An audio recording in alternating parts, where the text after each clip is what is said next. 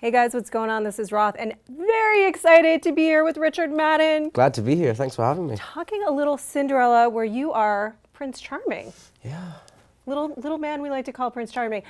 I saw this movie, and I have to say that obviously it was the goal, but I was really impressed that it did capture kind of that animated classic tale, but it also felt very contemporary. So I want to talk to you about how you worked to kind of bring Prince Charming into this era.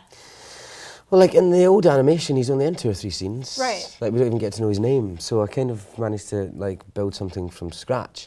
And in this version, he's much more heavily featured. We get to kind of know him as a son and as a soldier and a friend, as well as Cinderella's prince, obviously.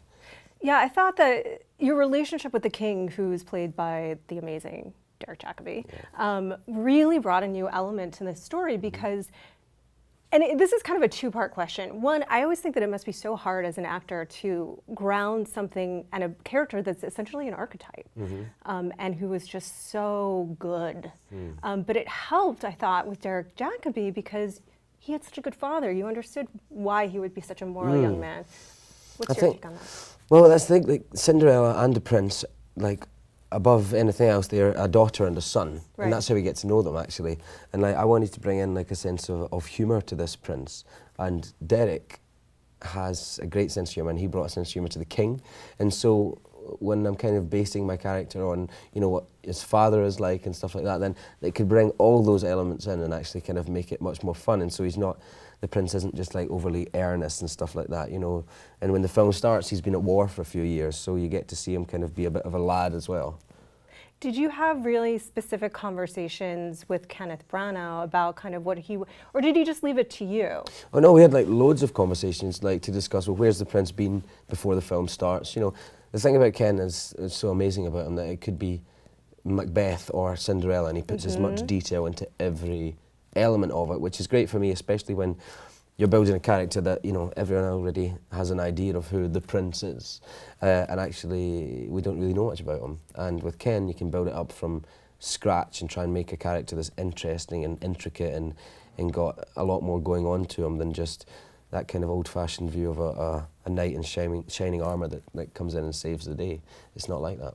No, it's not at all, and I think you're right. I mean, whether it's Hamlet or Macbeth or Cinderella, he's able to really make the characters relatable and charming, which is another really tough one, right? What was neat was that I saw things in the story that I'd really never seen before. I mean, everybody knows Cinderella, right? But there were some themes that came out that I was like, that never really occurred to me about her or this story. Can you talk about that and maybe some things that were surprising to you?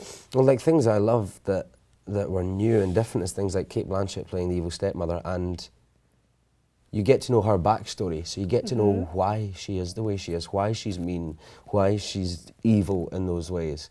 You know, like we all do know the story of Cinderella, but we don't actually know the insides of these characters, and like there's great changes, like the ugly stepsisters are actually 2 beautiful actresses. They're just ugly on the inside is what we went for, which was much more interesting.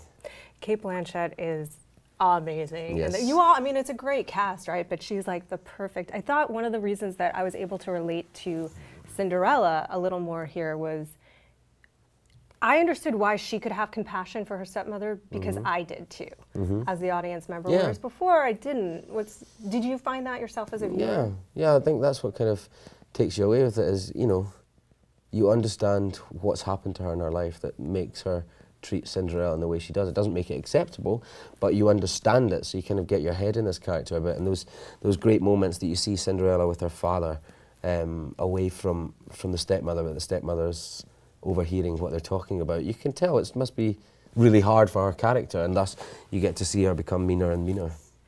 You know, I can't help but notice and draw a link that you're playing a royal here who chooses to marry for love rather than for a political reason. You've done that before. I've done that before.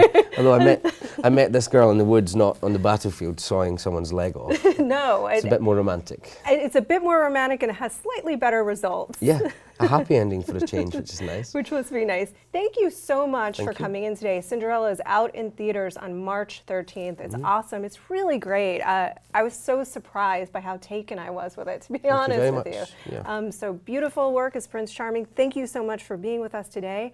March 13th, Cinderella. Go see it.